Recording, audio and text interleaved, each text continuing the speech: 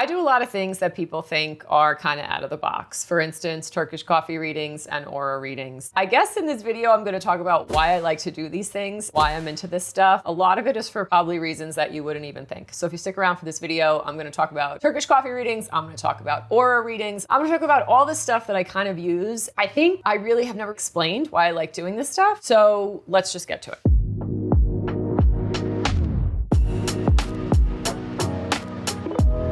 My name's Donna. I'm a nurse in New York City. I'm an artist and I'm into a lot of different things. And one of the things I am into and that I'm trying to show on this channel is all the experiences that I like to do. And one of the things I love doing is kind of all these different tools for introspection. And I love different tools of divination. And recently I was invited to a Turkish coffee reading. I went to someone's house. His name is Dr. Honeybrew. And I went to his apartment in New York City where he hosted a group of strangers. I only knew one person there, my friend Diane, and her and I got our coffee readings. These coffee readings have been around since the 16th century. They've been around since the Ottoman Empire, and they have a ton of tradition rooted in Turkish and Middle Eastern culture. That's the stuff that really gets me going, because you have to think about it. So many people have practiced this. So many people have done this. And that's kind of the thing that I think is super cool. And so many people have done this as a form of introspection. They've done it as a way to offer advice, to give insight, to tap into their intuition. And most importantly, they've done it for socialization and for community, you know, as a form of hospitality. That was my biggest takeaway. And the thing that I love the most is the culture and tradition of this and why Dr. Honeybrew does it. He does it because his dad taught it to him and he's trying to preserve it and do this as an homage to his father. A little bit about these coffee readings. It involves reading the patterns and symbols that are formed on the coffee and inside of the cup once you drink it. And it's still widely popular in Turkey and a lot of Middle Eastern countries, and apparently in New York City. Who knew? The cup of coffee is brewed on this like special sand pit thing. It has a real proper name, which I have it written down, but I'm not even gonna like try to pronounce it, but I will put it up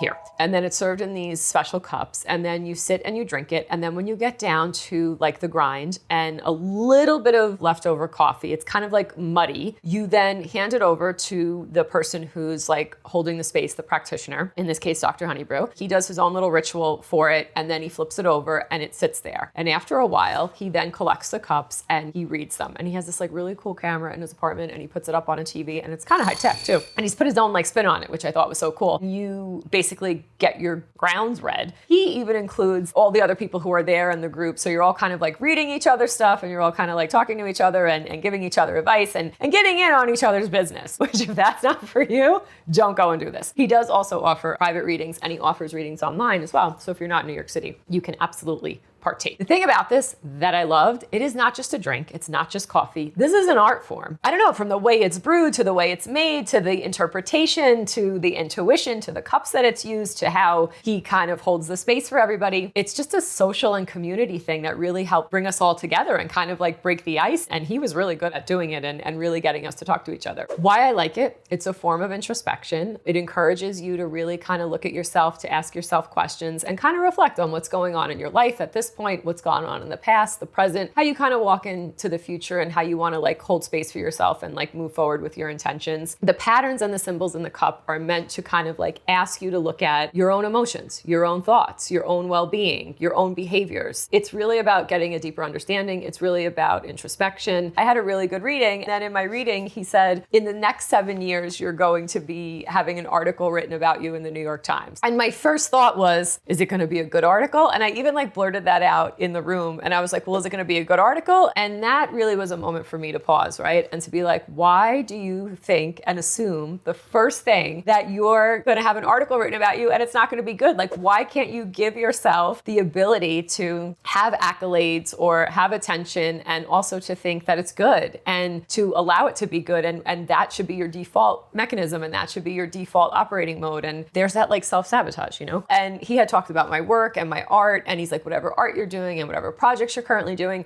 you got to keep doing, and people need this. And I know it may not make sense to you right now, but you got to keep pushing forward with it. And that was a lot of the stuff that I've been thinking. And that's been like a lot of the stuff that's going on in my head. I'm like, why am I doing this? Why am I like sitting in my living room right now, talking to myself, sharing that Dr. Honeybrew said that I'm going to have an article written about me in the New York Times in 7 years, right? I don't know. It doesn't make sense, to be honest with you, but I do feel called to do it. So that's why I'm here, and that's why I'm doing it. So to kind of hear that confirmation from him, a total stranger, I got to be honest, it was like, okay, cool. Maybe I'm I'm not out here like, losing my mind and documenting it. Huge moment of introspection for me. I got what I was supposed to get out of it. And I also learned about new people. Again, all the strangers in the room. I learned about new culture and tradition, and I was exposed to some things I've never been exposed to. And I think you should go for a Turkish coffee reading. I say, what the hell? It can't hurt, right? At the end of the day, this is something that people have carried with them. This is something that people have felt is an important part to keep passing down and to keep this tradition alive. How important it is and how rooted it is in culture. You may not be into the spiritual component of it. You may not even be into the introspective component of it. You can't prove some of this stuff, but you can appreciate the cultural significance and you can appreciate the tradition. And that's my biggest takeaway from all of this. So just keep that in mind as I kind of talk about this stuff. But if you're in New York City, I highly suggest you make an appointment with Dr. Honeybrew. I'm going to include all his information in the description box below. I also have all this on my website, and I go into a little bit more about aura readings and a little bit more about Turkish coffee readings and the history and like the facts and stuff if you want to kind of like look into that a little bit more. Next up, aura readings. What is an aura? It is an energetic field that surrounds the body. Can you see it? No. Some people claim they can see it. And in Hindu, Buddhist, and Chinese cultures, it is believed that the aura can give a lot of insight into the well-being, the overall health, and kind of the state of a person. Like if they've got good vibes, if they've got bad vibes, if you kind of like want to stay away from them, be around them. And it can be like an indicator for like what's going on with someone and their well-being, whether that's emotional, physical, and spiritual. The goal is to kind of keep the aura balanced, to keep it cleansed, keep it good, keep it nice and clean. I went for an aura reading, and there is a place in New York City in Chinatown, as well as in Flushing, called Magic Jewelry. They've been there forever, and they are a feng shui shop. They specialize in Chinese astrology, feng shui, and they also do aura photography. They also carry crystals and crystal jewelry. Their goal with aura photography is to take a look at the aura and then balance it and kind of make it good. Also to look at the aura and to kind of figure out what's going on with it. Maybe it's that you need to sleep more. Maybe you have to stop working so much. Maybe you have anxiety going on. Kind of like figure out how it relates to your physical, emotional, mental, spiritual well-being. And through feng shui, they use the tools of feng shui to kind of help balance your aura through your home, through things like crystals, a lot of stuff that I don't really understand. I'm not that well-versed in where I should be speaking about it, but I am learning about it. Again, if you're skeptical about all this, please understand that if you're not into the spiritual of this, you're like, well, this isn't science and this isn't proven. That's totally fine. I appreciate the culture and tradition of this, and this stuff's been around for thousands and thousands of years. You know what I mean? And there's a reason people keep passing it down and continuing to utilize it. What is an aura photograph? So an aura camera is something that was made by this Russian guy. His name's Kirlian. It's Kirlian photography. It's a camera that was made in the 1930s. And basically what this dude has said is that this camera captures the aura and it captures the electromagnetic field of a person, and the colors are indicative of what's going on with that person, what they may need, what they may be lacking, what they have too much of, etc., etc. This gives the reader and the person a deeper understanding of their life, as well as potential areas for growth. Disclaimer, Kirlian photography has been the subject of science research, of parapsychology, of paranormal research, and there's no scientific evidence backing any of it up. In Chinese culture, the photograph is often used to look at and promote balance and harmony in someone's life. It's believed that by understanding and balancing the energy around the person's body, the aura, that you can achieve greater health, you can achieve greater happiness, as well as success. Cool, let's do it. Subscribe to that channel. Let's start the success right now, okay? So, there's the cops outside. I don't know if you heard that.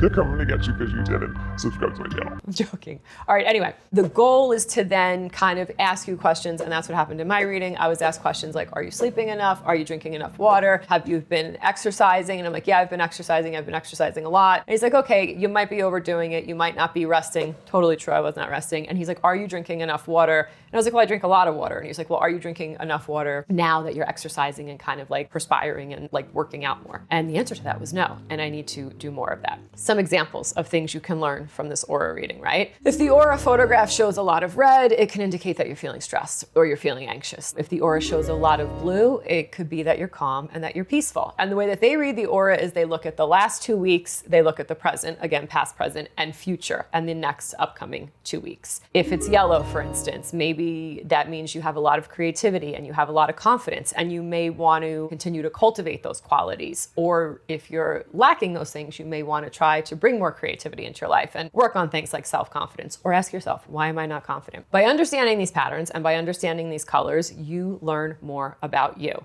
And the goal, again, is to work towards getting a positive and more balanced energy field. Why do I like this? I like it because of introspection. I like the fact that you have a stranger standing across from you saying, have you drank enough water? What's going on? Are you working too much? And you're like, yes, I'm working Too much. And then he's like, why? Why are you working so much? I'm like, honestly, I don't know. But I also like it because it can help you set intentions and it can help you set goals. For instance, going back to the Turkish coffee reading, when they said to me, you're gonna have an article written about you in 7 years, the first thing I thought about, again, was like, not great. And then when I got my aura reading, the guy said to me, why are you working so hard? Like, are you trying to prove something? And I was like, yeah. So why am I trying to prove something? Who am I trying to prove it to? So from this kind of reading, if you're open to it and you're doing like self-analysis and you're trying to do the work, as they say, you can ask yourself these questions and you can go a little bit deeper. And that's why I really, really like this stuff. Again, keep an open mind. There's a lot of things science can't explain. There's a lot of things to consider, but please remember, this stuff has been around for a really, really long time. And a lot of people have gone through a lot to preserve it,